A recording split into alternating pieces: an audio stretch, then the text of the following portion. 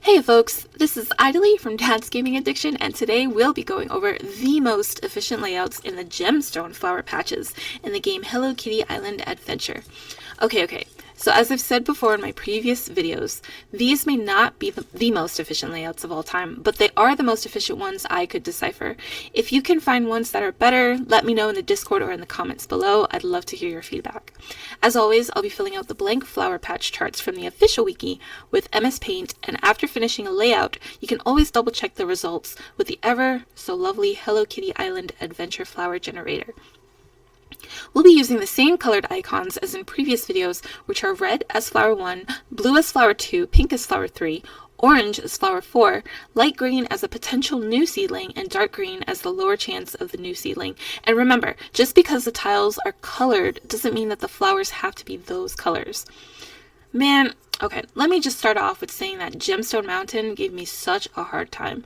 I don't know if I was tired when puzzling out these layouts or the patches were uneven and oddly shaped, but there are quite a few overlaps even in the smaller patches. But for this first one, thankfully, there are only 2 overlaps after everything was said and done. Alright, so let's say I wanted to put a yellow bell button right here on B2 and a white bell button on C2.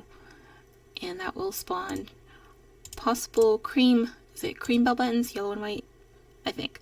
Yeah, cream bell buttons around those places. And let's say we did something similar here, although there is going to be no overlap around these 2 plants. So this could be anything. This could be, I don't know, a white and red dandelion for a warm pink or something. So those little seedlings will spawn there. And we'll put another type of flower here, and another flower here, and then it'll spawn around this vicinity right here. Perfect. So now they're not overlapping each other at all. So they're separate instances. Now let's say, so whatever flower this is on B8 should be able to crossbreed with whatever flower this is right here. And that will spawn 2 new seedlings like that. And then you could put another flower here to be able to crossbreed with the flower on D8. And that'll spawn even more seedlings right there. No overlap so far. Beautiful. Now, let's take another flower, but this time let's do another flower type, or another a different flower that's from whatever other 2 flowers that you're going to do, because this is going to be a little hectic. So this flower on G9 is going to have to breed with this E8, which means that there's 2 new seedlings there.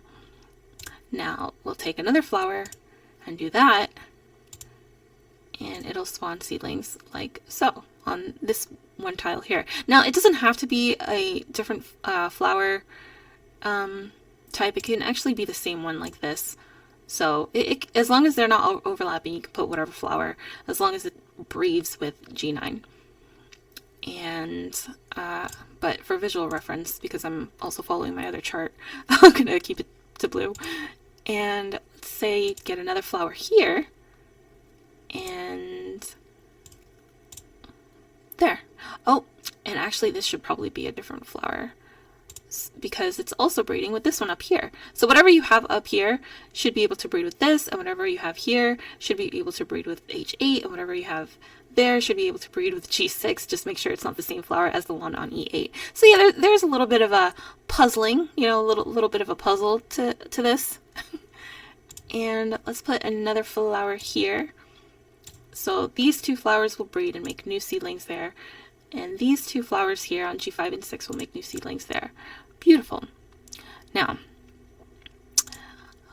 this is only the first one. It's a little bit wacky, but the fact that there's only 2 overlaps and everything else is a new seedling, a potential for a new seedling, I think is pretty okay. Let's do this here. Let's put something there. Let's put that there. Let's put a flower there. Change that to blue just because. And put a new flower there. Now check this out. That's going to spawn 2 seedlings there, and this flower with this flower is going to spawn 2 seedlings there. Great, beautiful, done. Let's take another flower type, and this is going to be the overlap right here. So this is going to be an overlap on F2 because it's breeding with 3 flowers. This tile is touching 3 flowers. However, it's going to spawn a new seedling here between E1 and G2. And this is also going to spawn a seedling there between E2 and F3. Now let's put another flower, and we'll put it here this time. And this is going to spawn new seedlings here and here as per the flowers on D4 and F3. And it's also going to spawn new flowers here on D3 because of C2 and D4. And look at this, D2 and D1 also have new seedlings because of these flowers here on the red and pink tile. And this. However, putting in this flower here on D4 causes this to be an overlap. So, because there's 3 flowers touching. Now you want this flower to be different from B2. So just make sure that that flower is different from whatever you have on B2 or whatever is, connecting, this tile here. You know. So that's my first quote unquote efficient layout. And moving on to the second one in Oasis West South. This one wasn't too bad. This is no overlaps at all. So let's put a flower there, and it'll spawn new things there and there. And another flower there, and that'll get those 3, that's in the 5 column. And then we'll move to C1 and to D3, and we'll do C2 and D2. And fortunately, these also will spawn new seedlings there and there. Beautiful. Only 5 flowers with a potential of 3, 6, 9, 10 new spawns. Not bad, not bad. Okay, so moving on to Oasis East.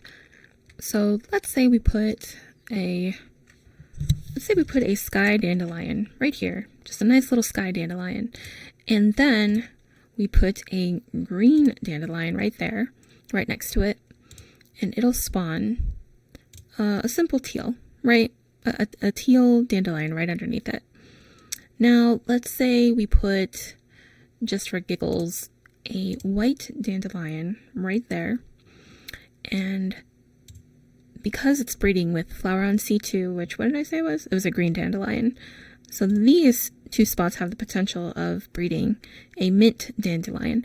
Now, what's really interesting is that if the teal dandelion spawns, if there's a chance that it'll spawn, there's also a chance of it spawning with the white dandelion here as well, which makes, I believe it's sky foam. So there's also a chance of a sky foam on these 2 if the teal one spawns. But it's not an overlap because the parent flowers are not overlapping with the same tiles. Now, we are coming, though, to an overlap, which means, let's do a completely different flower and do a blue dandelion right there, right? Let's say if I planted one right next to the white one. So that means that these 2 spaces will have the potential of spawning an ice dandelion. And let's say I planted a violet dandelion right there. And that has the potential of spawning, I believe it's indigo. So blue dandelion on D5 and on D7 violet. Yeah, so these have the potential of spawning indigos. Now, I bring it up 2, and that could be, I don't know, a white dandelion, let's say. So these 2 would be lilac dandelions, and unfortunately, it does overlap this single tile here. This has the potential of being an ice dandelion as well as an indigo with all those flowers surrounding it. So that is an overlap. And then up here, we can do a yellow dandelion, and that would mix with the flower on C2. I don't remember what it was. I think it was a green dandelion on C2. So what did I say? Green, yellow? Yeah, whatever that color is. And then let's say if I put another green dandelion right there. Lime, that's right. Green and yellow make lime. There you go.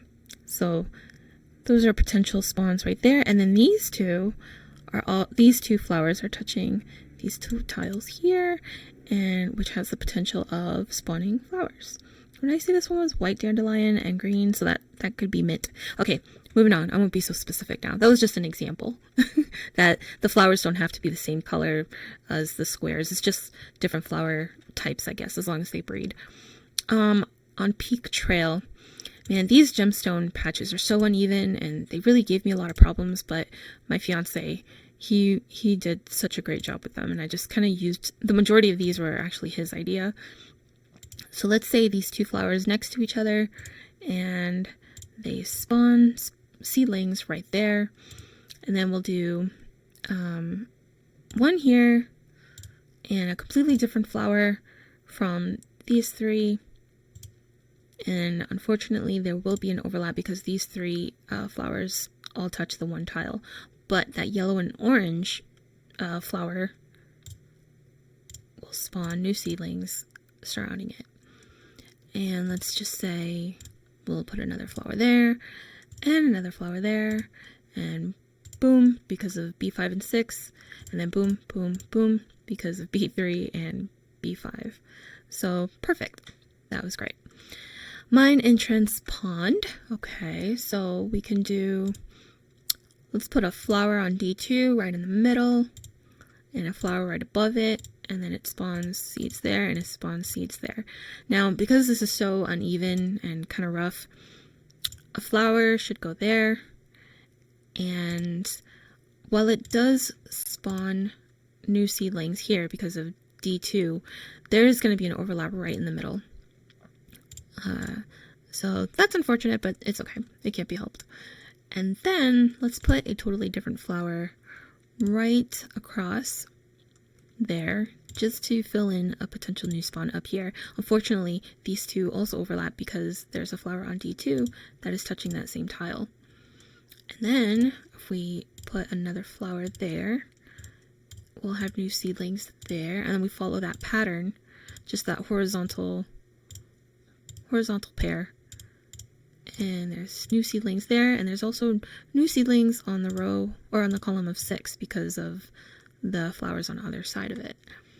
Now, let's put a flower up here to put some new seedlings here, and another flower here to put some new seedlings there.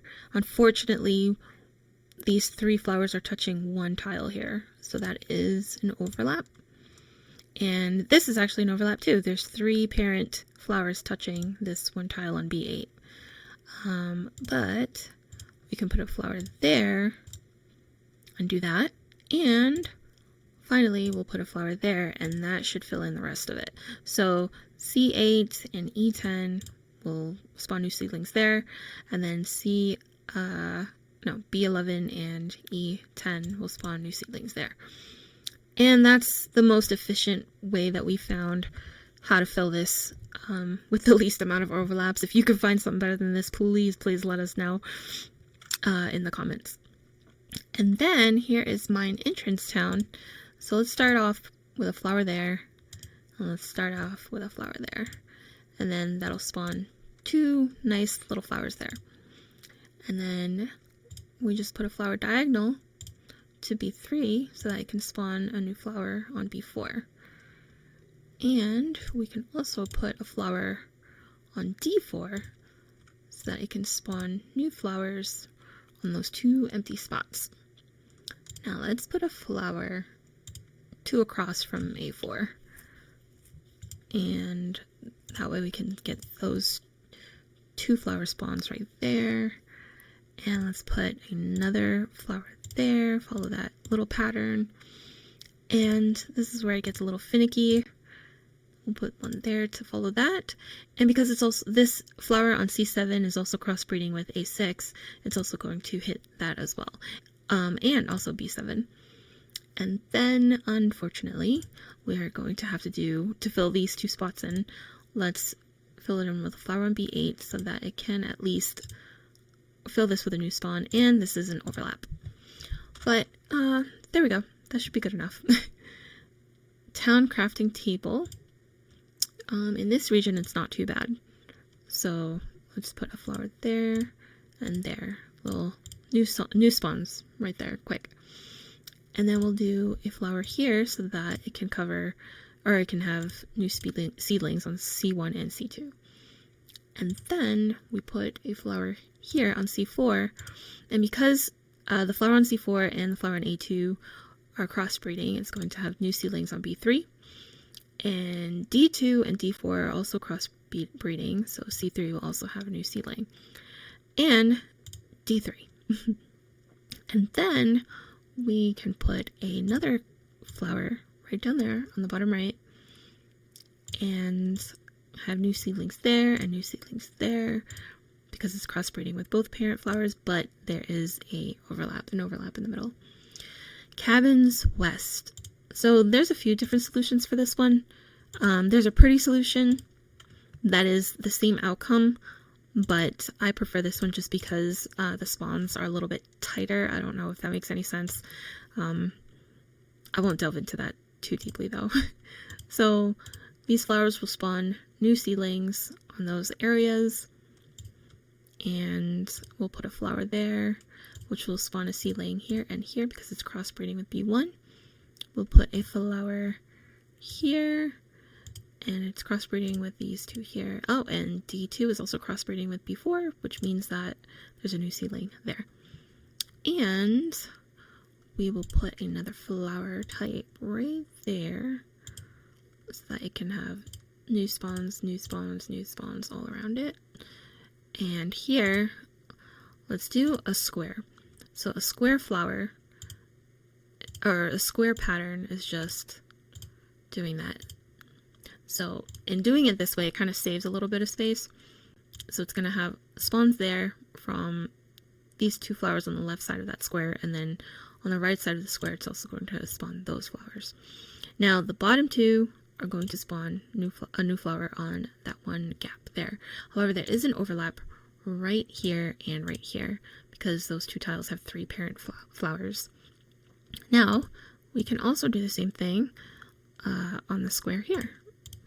So if you put a pair down on C11 and D11, it'll spawn flowers there. And if you put an opposite pair of on C12 and D12, it's going to breed with its respective flower that's next to it and spawn those. So there you go. I wonder if there was a better way of doing that. Probably. Could have probably put it diagonal. Would it work like that? What if we did like this? Sorry, just really curious. You can totally fast forward. You can totally do it like that. Oh, actually no, because there's three parent tiles touching, so these two would actually be overlaps. So that's no good. So the way that I had it before was actually better. Yeah. And for the record, this was definitely my fiance's idea. Definitely not my idea. I was so shocked that he did that. I was like, why would he do that? But it worked. It ended up working. Amazing. Deadwood Forest. Okay, so there's a flower on A4. There's a flower on A6. And these will spawn new flowers here. There is another flower on C4, which spawns flowers there and there. There's another flower on C6. Actually, you know what? Let's do it like that because they're all going to touch one tile here. So you don't want any of these parent flowers being the same one, because then the new seedling will actually have more of a chance of cloning its parent flower. So those will all spawn new seedlings except for the one in the middle. That's going to be an overlap. And if we put another flower, actually let's do it like this. Let's do it that way. And there's a flower here, a new seedling there, and a new seedling there. And then if we put another flower in C1, we'll put two seedlings there. And there you go. That's the quote-unquote most efficient way of doing it. Cabin 1 North. Let's put a flower here on D1 and a flower on E3, and that should spawn a new seedling right there. And if we put a new flower on C2, this will spawn new seedlings there because it's breeding with the flower on D1. And if we put a flower on A4, there's new seedlings that spawn here because of the flower on B2, and then if we put it diagonal, new seedlings will spawn there and there because of these two parents. And then we can put a flower there, and that will spawn new seedlings here, new seedlings there, and this little sneaky parent flower here will crossbreed with the parent flower on D4 and will spawn a seedling on C3. Yep. And cabin 1 south finally. B1, B2 flower, new spawns here and here and here, and kind of follow it, sort of. It's not the same thing though, but you'll see what I mean. So instead of putting a flower here to follow that pattern, you want to put it down 1 because the layout is very uneven and weird looking.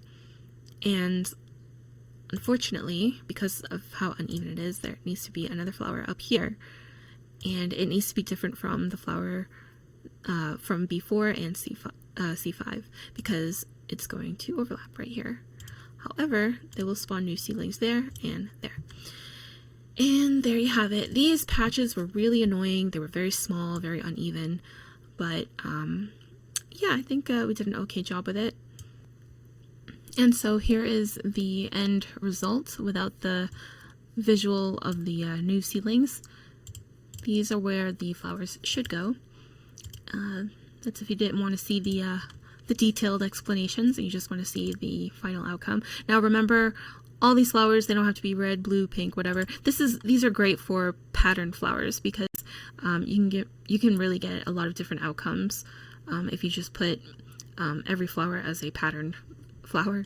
But yeah, so that's it for this video, and hopefully it gives you some idea and helps you out on how to place your flowers in an efficient and time-saving manner, because the patches in Gemstone Mountain are just so awful and spread out and tiny and uneven. But anyways, don't forget to like and subscribe, and until next time, bye guys!